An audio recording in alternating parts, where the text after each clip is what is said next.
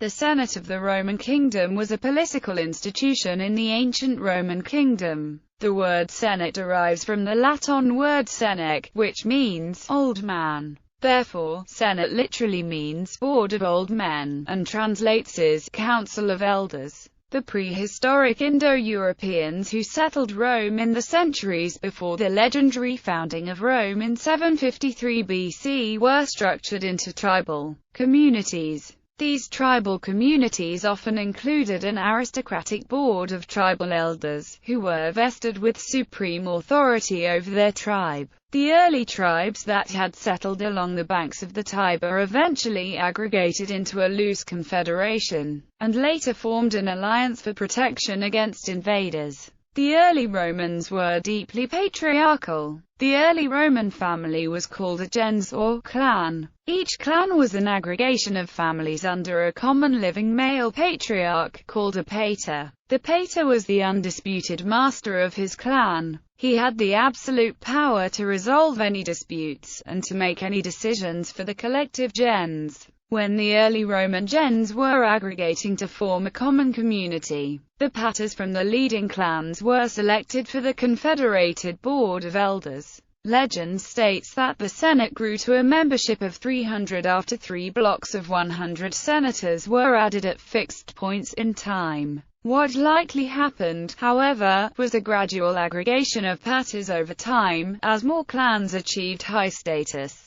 The early Senate derived its ultimate sovereignty from the fact that it was composed of the patriarchal heads of the leading families. As the individual paters led their families, the board of paters led the confederation of those families. In time, the paters came to recognize the need for a single leader. Therefore, they elected a king, and vested in him their sovereign power. The king presided over the Senate, appointed individuals to the Senate, and expelled individuals from the Senate. When the king died, his sovereign power naturally reverted to the paters. Origin and development. According to Livy, the Senate, initially consisting of 100 men, was created by Rome's first king, Romulus. The descendants of those 100 men subsequently became the patrician class. 100 more were added to the Senate by Rome's fifth king, Lucius Tarquinius Priscus, from amongst the minor leading families.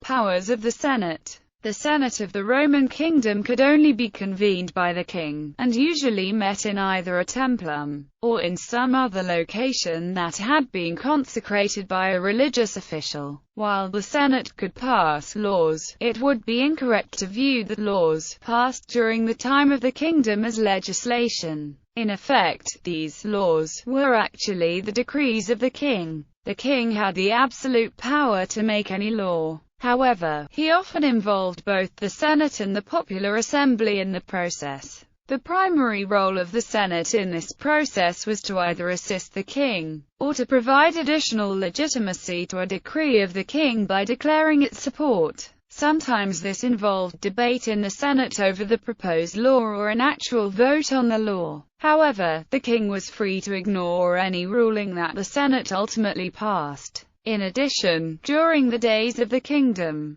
the Senate's limited prestige made it an accepted practice for the king to ignore advice handed down by the Senate. The Senate did, however, become an influential advisory council to the king. This tradition was maintained throughout the life of the Roman Republic, although in practice, the Republican magistrates rarely acted against the wishes of the Senate. The paters that filled the ranks of the early Senate held a position of absolute dominance over their respective families. Since the Senate was filled with the paters of the leading families, their individual dominance over their individual families was consolidated into collective dominance over the collective families of the early Roman community. These were the original patrician families. While the king was technically elected by the people, it was actually the Senate who chose each new king. Since the consolidated authority of the paters of the Senate chose the king became the embodiment of that authority. Since the authority of each patra over his family was absolute, the king was vested with the absolute authority over those families.